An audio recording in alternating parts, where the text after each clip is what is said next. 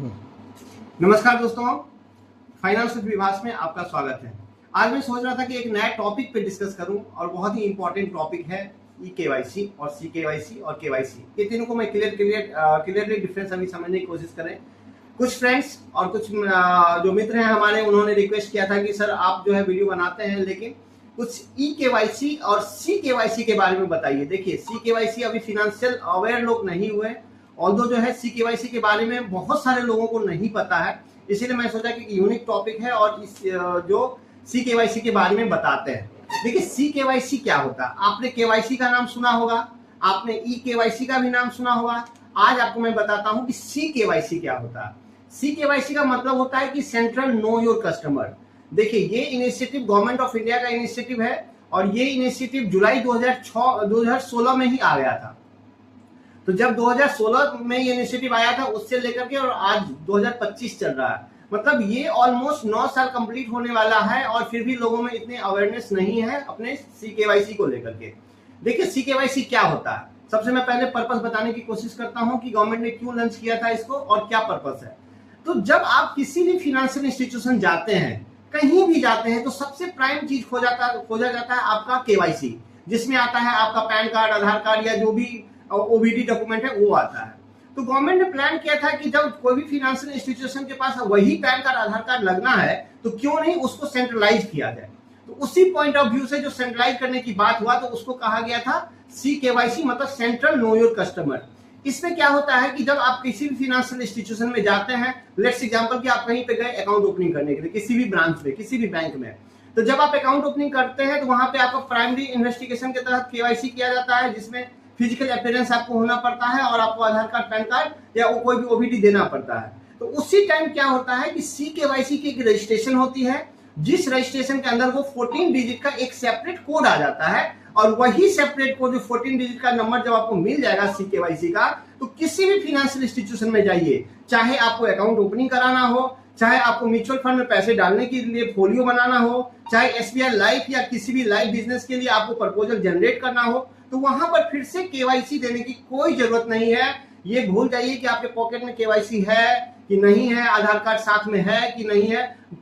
बस आपको याद रखना है तो वो सी केवाईसी का जो 14 डिजिट नंबर है, बस उसको याद रखना है। तो आई होप ये आपको लगा होगा कि केवाईसी, सी केवाईसी, ई केवाईसी से ऊपर है सी केवाईसी, इसीलिए मैं ये अवेयरनेस के लिए मैं सोचा कि आज बताता हूं। अब देखिए, दूसरा चीज है कि आप ये बताएंगे कि इसकी क्या और बेनिफिट है। पहला बेनिफिट तो ये हो गई कि आपको हैसल फ्री काम हो गया, आपको कोई वरी करने की जरूरत नहीं है। आप गए, अपना सीक्वेंसी नंबर याद है, जैसे आपका मोबाइल नंबर याद रहता, पैन कार्ड नंबर याद रहता, वैसे ही वो नंबर याद है। किसी भी इंस्टीट्यूशन में गए, वहां बोले कि सर मेरा ई केवाईसी ऑलरेडी बना हुआ है, और उसने नंबर डाला और काम आपका इजिली हो गया। दूसरा, इसमें क्या हुआ कि पेपर वर्क नहीं हुआ। आपको पता होना चाहिए कि ग्रीन इनिशिएटिव बैंक मतलब फाइनेंशियल इंस्टीट्यूशन लेती है, इसीलिए कि पेपर की बचत हो। पेपर अगर कम यूज होगा तो पेड़ कम कटेंगे, क्योंकि पेपर की क्वालिटी तो वहीं से बनता है। तो ये ग्रीन मतलब इनिशिएटिव के तहत आता है और पेपर की यहाँ पे कटौती होती है, कम बचत होती है। तो एक तो दूसरा चीज हो गया। तीसरा, आपका डेटा सेंट्रलाइज स्टोर हो रहा है। चौथा है कि इजीली कहीं भी जाएंगे और इजी काम हो जाएगा, टाइम कन्वीनियंट होगा, आपके अकॉर्डिंग आपको काम चलता हो। तो ये होती है सी केवाईसी, मतलब सेंट्रल नो योर कस्टमर। अब मैं आपको बताता हूं थोड़ा सा डिफरेंस क्या है। आपने अर्लियर में देखा होगा कि सबसे पहले आया था केवाईसी, मतलब नो योर कस्टमर। सपोज आप कहीं पे जाते हैं, आप हमारे कस्टमर हैं, तो सबसे पहले प्राइम चीज आपको हम जानने की कोशिश करेंगे। तो कैसे जानेंगे? आपका नाम देखेंगे, फिर आपका जो केवाईसी डॉक्यूमेंट है उससे देखेंगे, फिर आपको पहचान लेंगे। तो फिजिकल अपीयरेंस होना जरूरी रहता है केवाईसी के अंदर। फिर उसके बाद आ गया ई केवाईसी। ई केवाईसी मतलब what? Electronic know your customer.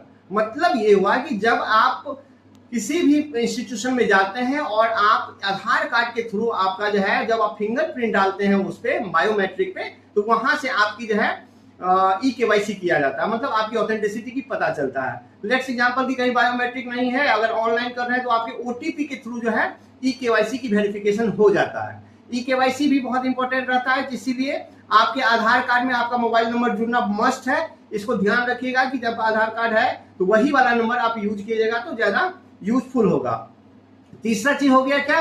C KYC, मतलब सेंट्रल नो योर कस्टमर। तो ये जो तीन चीजें हैं, सी केवाईसी, ई केवाईसी और केवाईसी, आई होप ये तीनों टर्म आपको क्लियर हुआ होगा। और ये 14 डिजिट का नंबर एकदम याद करके रखिएगा। सपोज आपके पास नहीं है तो किसी भी बैंक या इंस्टीट्यूशन जाते हैं जहां पे ये एप्लीकेबल है तो बोलिए कि मैं अपना CKYC नंबर बनाना चाहता हूं। ऑल्दो वो बना होगा, अगर सपोज आपने कहीं म्यूचुअल फंड में इन्वेस्ट किया है तो वो CKYC नंबर होगा जो बस आप लेकर के एप्लीकेबल यूज कर लीजिएगा, उसको कहीं भी इंस्टीट्यूशन में जाने से उसको यूज कर लीजिएगा। तीसरा चीज ये होगा कि आपके लिए कन्वीनियंट होगा और आपको टाइम बॉन्ड या इतना वरीड होने की जरूरत नहीं है। और सबसे इंपॉर्टेंट चीज CKYC के लिए क्या है कि आपको फ्रॉड से बचाएगा ये, क्योंकि ये जो CKYC की फॉर्मेशन हुआ है वो मनी लॉन्ड्रिंग एक्ट के तहत ही फॉर्मेशन हुआ है। तो ये आपको जो है किसी भी फ्रॉड एंगल से आपको बचाएगा। जब CKYC नंबर रहेगा तो वो डेटा आपका प्रिजर्व रहेगा। कोई